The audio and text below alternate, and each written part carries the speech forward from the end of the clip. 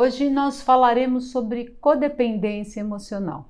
E para começar a falar de codependência, nós temos que entender quem são os codependentes.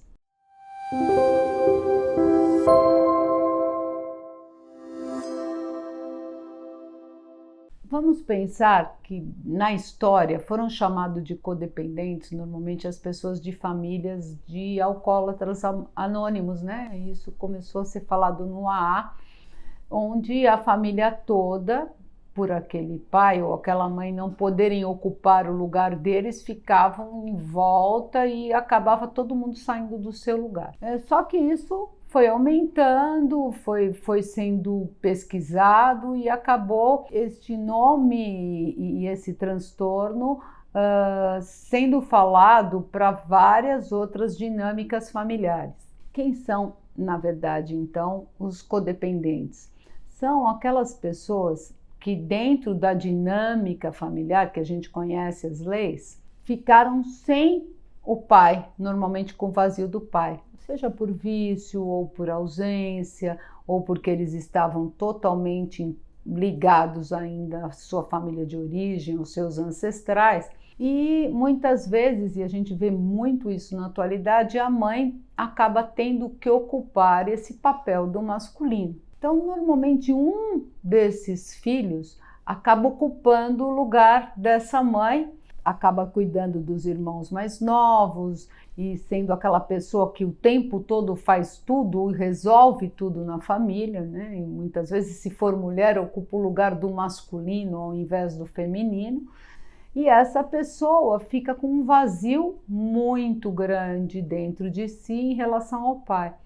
Então, ela faz tudo e fica muito dependente das pessoas reconhecerem o que ela fez ou darem o carinho e o cuidado que a criança dela deixou de ter lá no passado. Então, é como se fosse um quebra-cabeça. Então, como é que funciona quando a gente fala sempre do que é sistêmico? Funciona em conjunto, é movimento. Então, são várias peças, cada uma com seu lugar e sua função. Quando você tira uma peça do lugar, todas as outras vão ter que preencher aquele espaço vazio. Daí acontece a bagunça dentro dos sistemas e dentro das famílias. Então, essa pessoa que fica nesse lugar, na verdade, sobrou este papel, este lugar para ela. Então, qual é o personagem que ela acaba ocupando na vida ou vestindo na vida? Aquele de quem sempre só pode salvar, cuidar e sair apagando incêndio em todos os lugares. Então, imagina a hora que essa pessoa para, que ela vai dormir, o vazio que ela sente dentro dela e muitas vezes sem sequer perceber. E qual é a dinâmica que essas pessoas vão acabando atraindo na vida delas? Então, suponha que elas tinham pais mulherengos ou com vícios e elas vão acabar atraindo a mesma situação na vida delas para que elas possam em algum momento olhar para o que está acontecendo com elas. Então, vamos pensar que as relações elas acontecem exatamente para a gente poder olhar nossa dor de frente. Tá? Quem tiver coragem de estar olhando a dor de frente vai poder transformar isso de alguma forma, porque daí o movimento interno de volta para a criança, de volta para poder cuidar, sim, mas da sua criança e não de todo mundo que aparece pela frente, começa a acontecer e o processo de cura vai caminhando até que a pessoa possa se ver inteira de novo e no seu lugar, né? Um processo doloroso, né? Mas só quem tem coragem de olhar essa dor muito de frente é que pode chegar ou pode voltar ao seu lugar, né? Como eu diria. Muito mais do que você não vai chegar a lugar nenhum, você só vai voltar para o seu lugar, para a sua casa, para o lugar que lhe é devido dentro daquele sistema. Tá? O que acontece com essas pessoas que ficam na codependência? Normalmente elas crescem com muita raiva e com muita culpa. Tá? E é por isso esse movimento de fazer tudo pelos outros.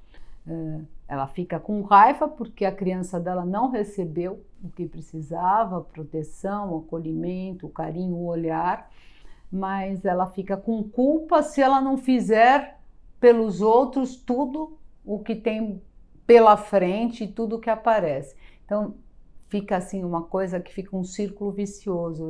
Às vezes é muito difícil, o primeiro momento a pessoa até enxergar, ela sente, mas ela não consegue às vezes enxergar a sua própria dinâmica, porque ela é muito, muito dolorida e ela sabe que para mergulhar lá não é fácil. Eu falei aqui dos vícios, mas uma mãe deprimida, o que acontece? A depressão, ela põe a pessoa numa não ação, ela fica sem energia para fazer qualquer coisa.